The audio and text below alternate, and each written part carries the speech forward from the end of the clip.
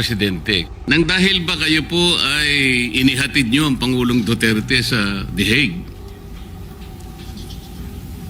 Ito po bang kabayaran, Mr. President? Ito po ba'y premyo? Kasi kailangan nating ma-disabuse po ang pagdududa ng mga kababayan natin. Siguro po hindi na-advise na mabuti ang Presidente kasi kung galing pala siya sa transnational crimes, ano naman pong connection sa transportation? Ang alam ko po, the present occupant of that office is Special Envoy for Transnational Crimes. Tama po yun? SETC. Tama po. Kayo po yata yung naghatid sa dating Pangulo nung siya po ay nasa Villamor Air Base. Kayong sumama para sa dalhin sa The Hague. Tama po? Tama po, Your Honor. O yun lamang po siguro yung transport-related activity na pwede nating isangkot sa inyo. Other than that, wala. At ang mahirap pa po, Mr. President, hindi naman kotse ang ginamit mo, aeroplano ang ginamit mo, so hindi ka rin dapat sana ron eh. Kung tricycle ang ginamit mo para dalhin mo si dating Pangulong Duterte sa The Hague, mula nung March hanggang ngayon, baka hindi ka pa nakarating. Sa layo nun. So wala din eh. Mr. President, ako po nangangamba lang sapagkat napakalaki ng problema ng transport sector natin. Licensing na licensing lang. Yung pag-i-issue lang ng plate ng mga sasakyan. Registration. Enforcement ng ating LTO laws. Paano niyo po i-undertake ang napakarami pong sagutin na ito? Wala naman po kayong training. Ano po ba yung academic discipline ng ating bagong ASEC ng LTO, Mr. President?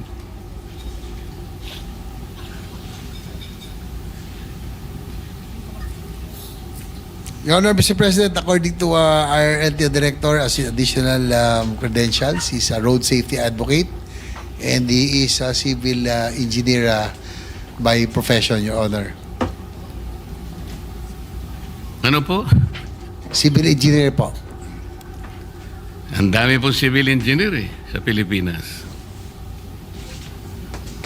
Nang dahil po ba safety engineer kayo, ang gusto ko po sanang malaman, ano po ba yung mga naging katangian ninyo, ang training ninyo, ang mga credentials ninyo, dahil hindi po biro-biro ang opisinang pinasok ninyo?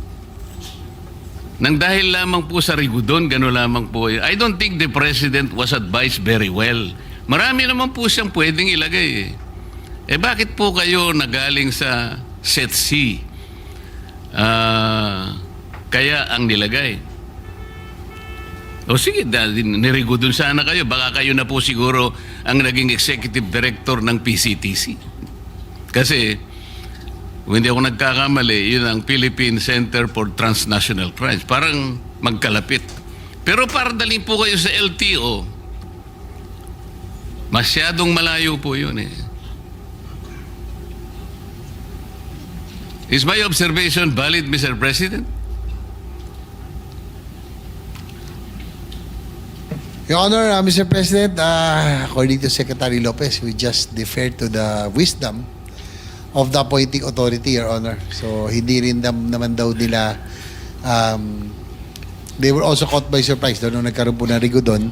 So, they just have to follow orders, Your Honor, Mr. President. I will not question the wisdom of the appointing authority, Mr. President. I never will.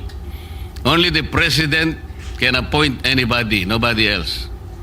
Ang problema lang, baka hindi siya in-advise ang mabuti. Kasi kung halimbawa, dadaan niya sa Commission on Appointments, siguradong hindi siya papasa, Mr. President. Because meritocracy, I think, is fundamental.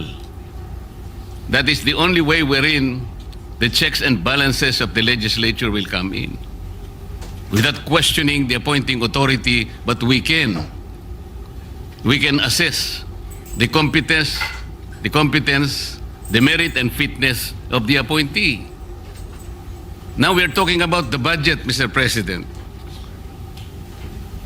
We're going to entrust to the head of the LTO the budget that they required to execute the programs for 2026. The concern is, kung wala naman po kayong training sa gagawin ninyo,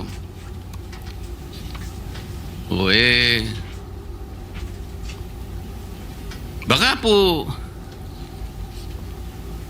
may papangako po ba ninyo ng budget na ibibigay sa inyo ay talagang magagastos do sa kanyang dapat nakapuntahan, considering na hindi naman po kayo talaga nakaakma do sa posisyon na dapat sana ay naibigay do sa talagang karapat dapat, Mr. President? Well, Your Honor, Mr. President, according to Secretary Lopez, since the LTO will be directly under the OSEC, they will really monitor and make sure that they will function and the reforms that need to be instituted will be done.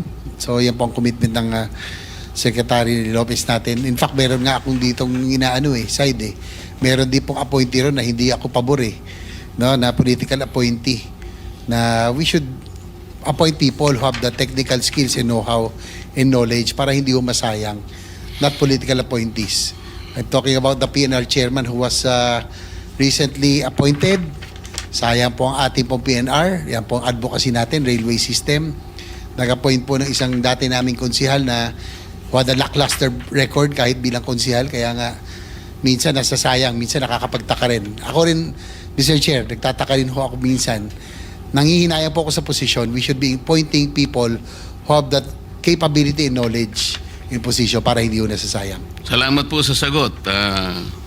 Ako naniniwala talaga ako na yung meritocracy, yung merit po talaga, importante rin yun.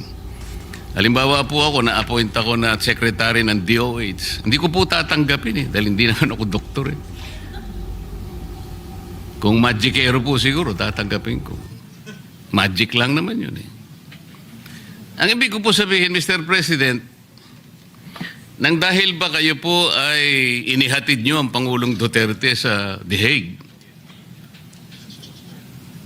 Ito po bang kabayaran, Mr. President? Ito po ba'y premyo? Kasi kailangan nating ma-disabuse po ang pagdududa ng mga kababayan natin. Hindi naman po kayo ang dapat na maghatid sa kanya ron Tama po, Mr. President?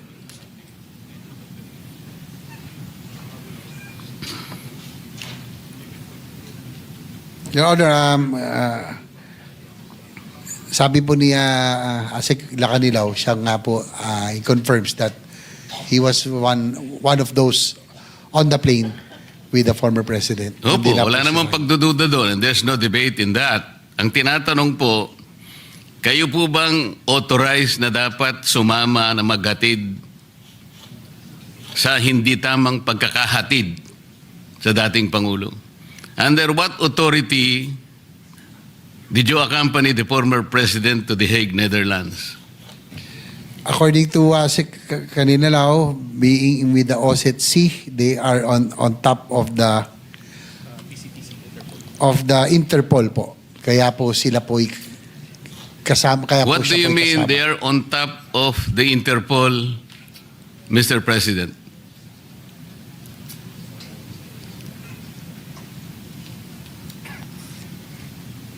Does he mean, Mr. President, he is the local counterpart of the Interpol in the Philippines?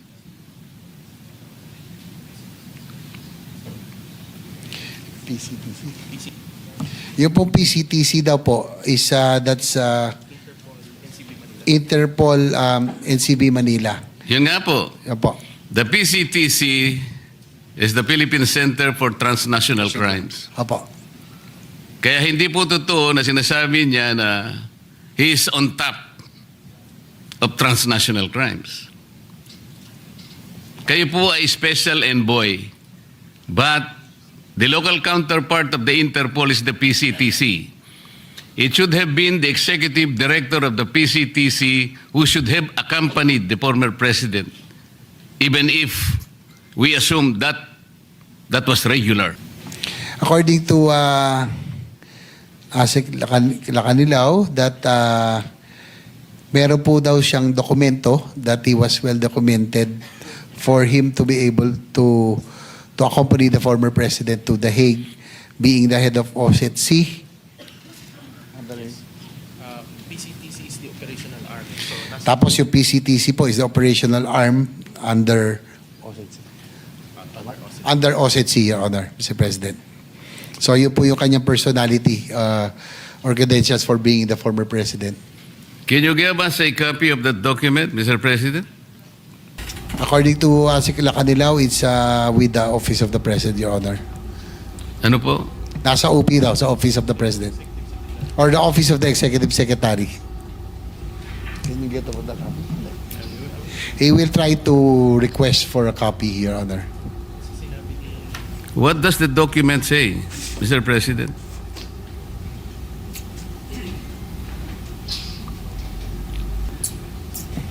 According to Asik Lacanilaw, he doesn't know exactly the contents of the document, but he was just informed that there was a document that designated or allowed him to accompany the former president, Your Honor, being OSCE.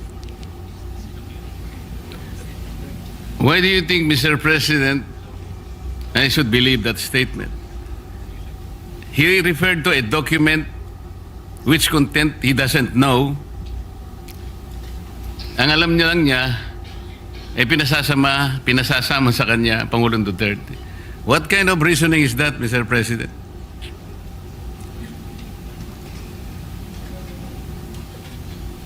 Sabihin niyo na yung totoo para matapos na ako kasi sandali lang naman sana ako eh. Kung hindi lang paligoy-ligoy kayo, tapos na ako eh.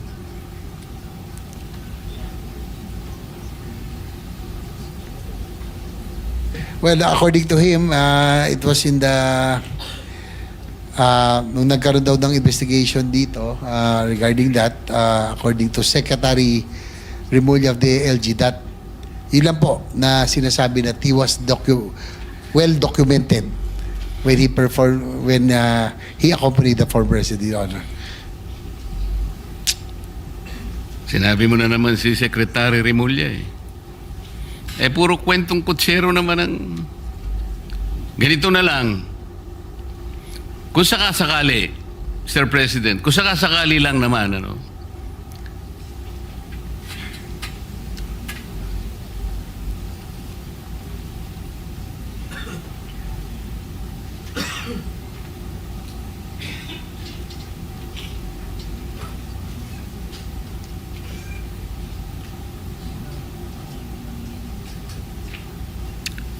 ito po kasi, tama naman na yung aking suspecha, Mr. President.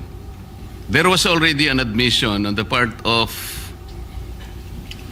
Ambassador Lacanilaw then nung nag-hearing ang isang committee in the Senate on the arrest of FPRRD,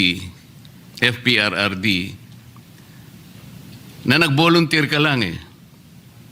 Because there is no available official of PCTC, walang personnel, kaya ikaw ang nag-volunteer. There is a transcript to this effect that you just volunteered. So there is no document.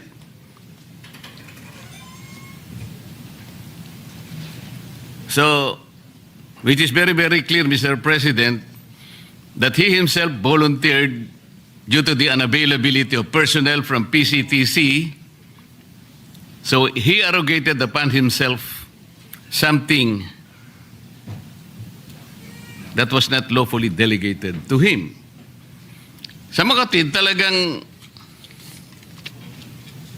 parang bayad lang. Parang papremyo lang sa kanya ito. Kaya pala hindi niya maipaliwanag kung bakit siya. Alam mo, Mr. President, ganito po yan eh. Lahat po ng notice ng isang korte, lahat ng subpoena o anumang klase ang ipatupad ng korte, yung sheriff po ang nagdadala. Kumbaga, yung PCTC dapat ang nagdala sa Pangulong Duterte. Pero kayo po nag-volunteer. Tama po. Ito po ang transcript. Yes, Your Honor, Mr. President. Inaamin po ni Asik Lilaw na siya po ay nag-volunteer. Oh, nag-volunteer. So wala na yung dokumento, ha?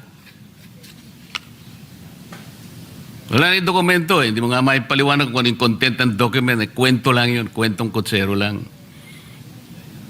Yes? Well, sabi po kasi niya, yun daw yung nabanggit nung sa Senate hearing na he was documented. You were documented as what? Kanina dokumento yung sinasabi mo, ngayon, ikaw na ang dokumento. Ano ba yun?